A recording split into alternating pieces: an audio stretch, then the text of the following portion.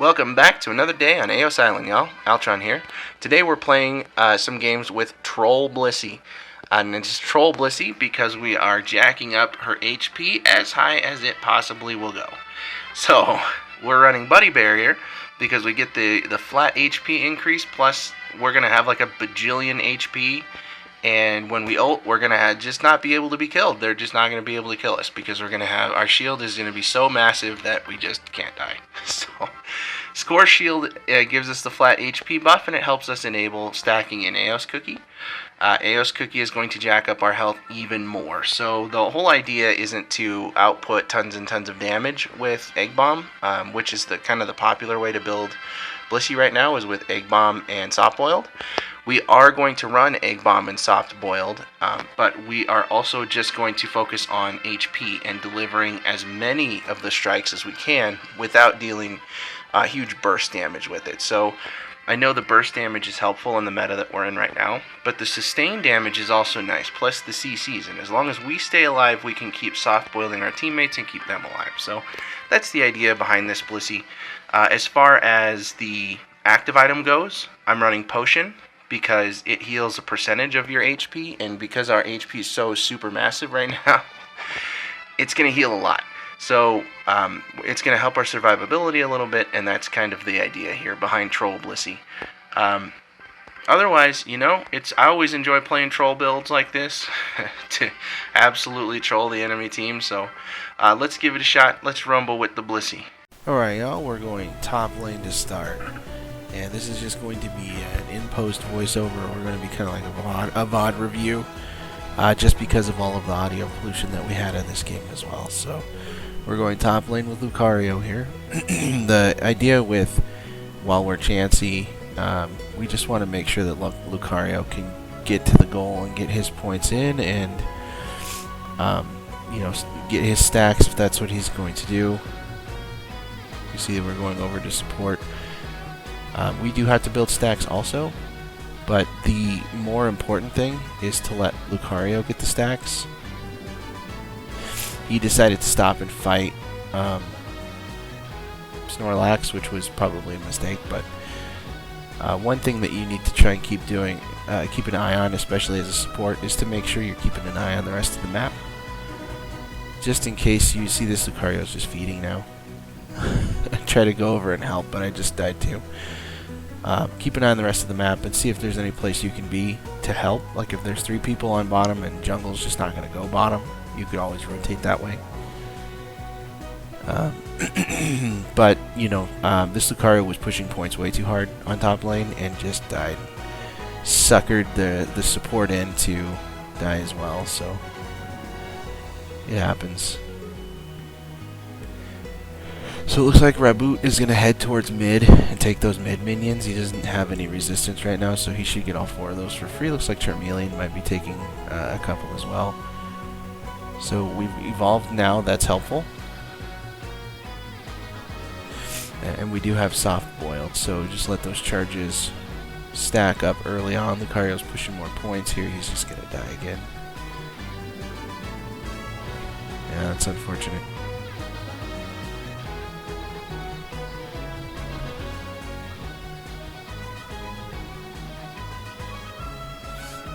So there's not really much to do as Blissey in this situation. You just survive and keep them from scoring the best you can.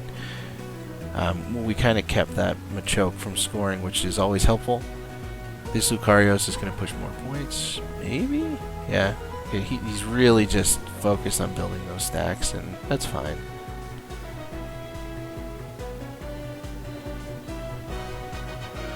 Making sure to use Potion early and often. They had their jungle come up for support, so that was just unlucky for me. It's usually about this time that I start looking around to see whether or not we need to start rotating bottom. So one thing that I probably should have noticed is they have 3 people on top right now, and we have 3 people on bottom. I should have rotated bottom out of spawn so that I could be there to help support for the Dreadnought fight. Now, it turns out that we got it. but it could have gone much, much worse. So one thing I needed to do better there is just rotate bottom earlier. So now what we can do instead, because we were still basically on top, is we can guard Rotom to make sure that they don't get it. We can continue building stacks and farming on their the lane farm and stuff like that, but it's right about now where the rest of the team's kind of coming up to help, where we can really just kind of support using Soft Boiled as a stun and not Soft Boiled, Egg Bomb as the stun and Soft Boiled to help keep our team healthy. So it was a good rotation for the team. Everybody came up, right after Dreadnought. So this Decidueye, I'm not sure what he was doing on our side of the map, but he just got himself annihilated. So with Egg Bomb, it's a lot easier to level as well, because it does significant amount of damage for Blissey. So you should be able to keep up on your levels, where it would be much, much harder if you were running the other two abilities that they just don't deal any damage at all. So having Egg Bomb and having it on the same cooldown as Soft Boiled, so they share their charges, that's so nice. It's really a nice quality of life change for Blissey. Blissey mains too, I'm sure they appreciated it. I'm not a Blissey main. More of a Blissey dabbler, only when I feel like trolling. So, looking around the map here, I know that Dreadnought's coming up. So we're hanging out here. We're checking the grass just to make sure. Sometimes people like to hide in the grass there. It's good. Blissey's really good at confirming objectives as well. You can toss an Egg Bomb on something that's low health, and it does deal a fair amount of damage, so it's pretty nice as a confirm. Not as nice as something like Dragonite, but it's still not bad. It's not bad.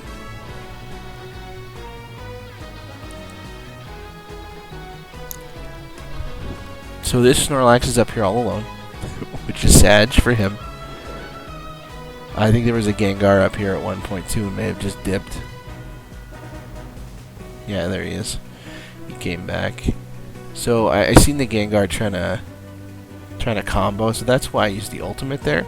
Might not have been the best use of the ultimate, especially since we had that fight in hand. But you got to use the ultimates when you have the chance. So don't let your ultimates go to waste.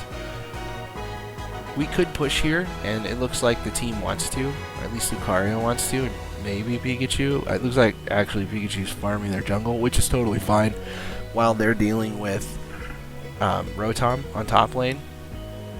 You can absolutely steal their jungle. So, and that looks like what Cinderace might be doing as well. They're trying to push the points on the goal, and I think that's kind of a mistake. Rotom is such a tempo negative objective. Like, it's nice, and people freak out when Rotom starts marching your goal and stuff. And yeah, people with 50 points can run in and stack it on your goal, but it's easy enough to stand on your goal and defend it from Rotom, honestly. So, looking at the map again, it looks like Dreadnought's coming up here.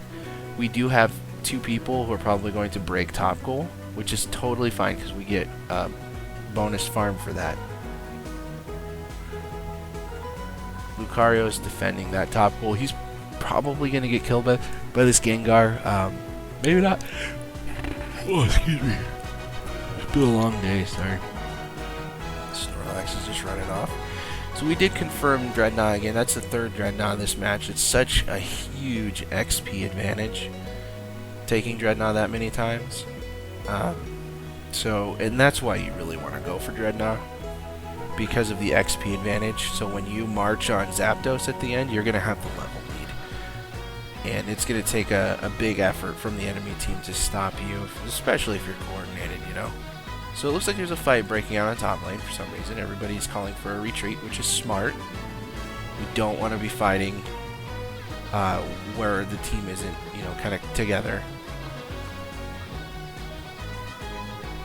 I should have aimed that egg bomb, and I would have got that Gengar for sure.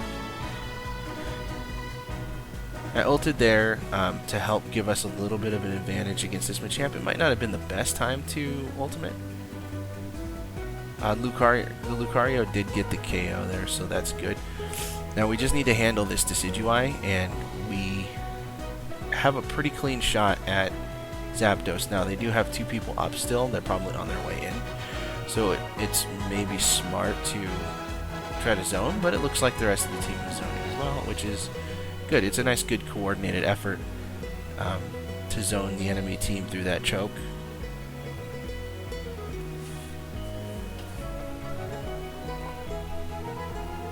Another thing that you can do, especially if you score early on that bottom goal, is to get the jungle minions and then put some more points in with the expectation that they're going to try to counter score. Because this is something that you try not to do when you're following a Blissey. Is don't follow a Blissey like this. Or you're just going to keep getting egg bombed. This Gengar knows I'm here. But, there's not a whole lot they can do at this point. You try to rush a single goal, but this is not going to work out. This guy got stunned 3 different times.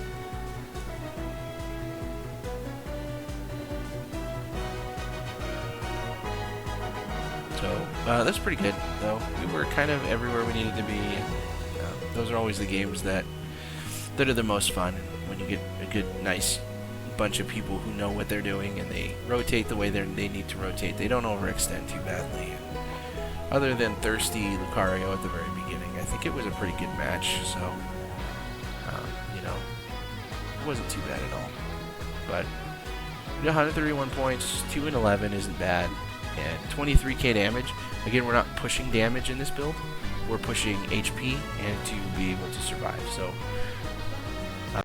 Alright, welcome back to the post-game report with Blissey.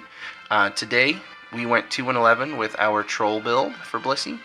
It was a lot of fun. I always like having troll builds that are actually fun to play. So, Egg Bomb Blissey is actually really popular right now in the meta. She has a very high pick rate and boasts a very high win rate as well. So, running Blissey this way will make sure that you can stay alive for your team fights and stuff like that. But the more popular build, I think, is to put a little bit more damage onto her, as well as maybe Focus Band or something like that instead of Score Shield and Aeos Cookie. So, however you do it, I don't think you can really build Blissey wrong. XP share is really good for Blissey as well. But all in all, I think Blissey is in a pretty good spot right now. Definitely a good Pokemon to pick up if you need a supporter to play and you don't have Hoopa or you don't want to play Hoopa or something like that. But I think Blissey's pretty good. So, all that said, I'll see you next time. Smell you later.